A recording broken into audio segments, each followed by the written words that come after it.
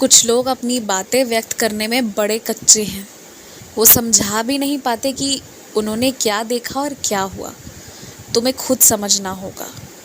तुमने जिसके आंसू देखे पर जिसकी बातें तुम्हें उतनी बड़ी नहीं लगी कि जिसके वजह से आंसू बहाया जाए, दरअसल उस व्यक्ति को बोलना भी नहीं आता कि वो अपनी बात ही रख पाए तुम्हारे सामने।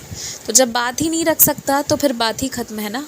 तुम्हें खुद समझना होगा कि कुछ मामले तो गंभीर हैं और तुम्हें ध्यान देना होगा कि क्या कुछ हुआ है और लड़ाई तुम्हें सुलझानी है। तुम्हें लड़ाई सुलझाने का दायित्व मैंने दिया है और वो तुम्हें करना है। जो प्रेमी जोड़े हैं ना, हाँ, उनके बीच में मत पड़ो। तुम्हें लग रहा है प्रेम है इसलिए वो अंधे हो गए, उन्हें कुछ नहीं दिखाई दे रहा। पर ये सिर्फ तुम्हें लग रहा है ना, तुम्हारी सोच है। सत्य क्या है इसका तुम्हें भी ज्ञान नहीं है। तो ना इस तरफ से ना उस तरफ से, किसी तरफ से नहीं। बिना मतलब किसी की मदद करने मत जाओ, कोई फ़ायदा नहीं है। कोई ज़रूरत नहीं है जिसे, उसकी सहायता मत करो। जिसे ज़रूरत है बस उसकी सहायता करो। वरना यही होगा ना कि तुम बहुत अच्छा सोचोगे, बहुत अच्छा करोगे, परंतु कुछ लोग ना बदले में, उसके बदले में उस चीज़ का मान भी नहीं रखेंगे। समय आने पर, समय समय पर अपना रंग दिखाएंगे, तो वो चीज़ तुम्हें बुरी लग जाएगी।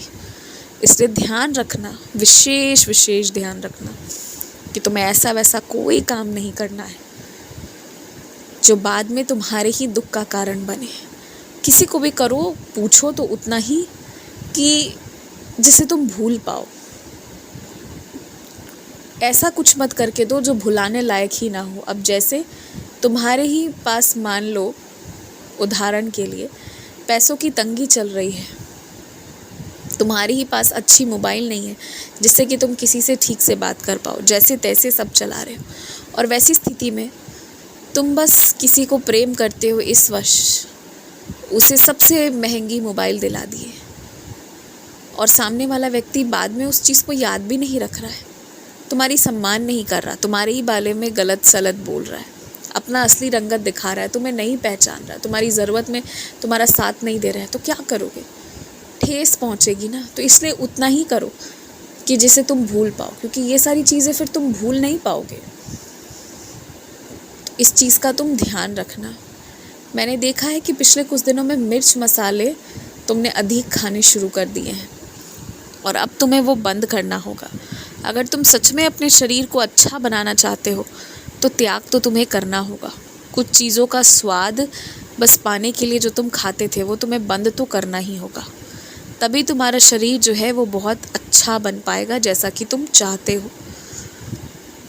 और हाँ, अपने सबसे बड़े डर पर काबू पाओ।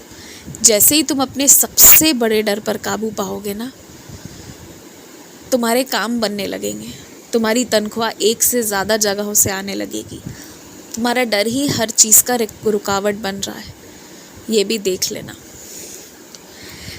जहाँ पर सामुदायिक रूप से कुछ खरीदा जा रहा है वहाँ पर सबके हिस्से, चाहे 1-1 रुपए भी क्यों ना आए, 50 पैसे भी क्यों ना आए, पर सामुदायिक रूप से ही सबको पैसे देने दो।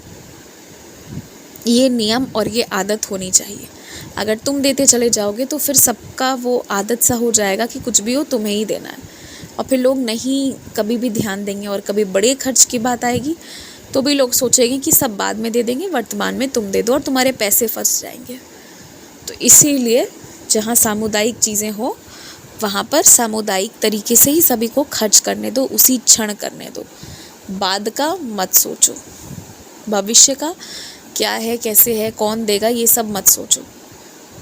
कुछ जगहों पर जहाँ लोग सक्षम है ना, तो सबको सबका हिस्सा देने दो। प्रेम जताना है तो अलग जगह जताओ, कुछ और तरीके से, लेकिन जहाँ सामुदायिकता की बात है, सभी को मिलकर करना है, वहाँ सबको करने दो।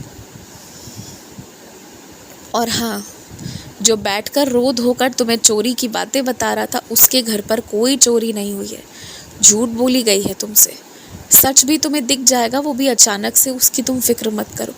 लेकिन झूठ बोली गई है ताकि तुम्हारी दया दृष्टि कृपा बनी रहे, कुछ पैसे मिल जाएं तुम्हारे तरफ से और थोड़ा आराम मिल जाए, तुम थोड़ी रियायत दे दो, इसलिए ये सब किया गया है। इस खेल को समझ जाओगे ना तो दिल टूटेगा ज़रूर, हो सकता है कुछ वक्त के लिए भलाई करने पर से विश्वास भी उठ जाए।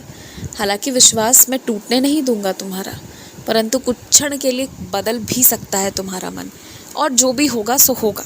पर तुम यही बात का बस ध्यान रखो इस वक्त कि झूठ बोला जा रहा है तुमसे, कुछ चीज़ें हुई ही नहीं है और वो तुम्हें बताई जा रही है चोरी के रूप में। ऐसा कुछ नहीं हुआ है, कोई नुकसान नहीं हुआ है। तो ज़रा संभल कर रहना।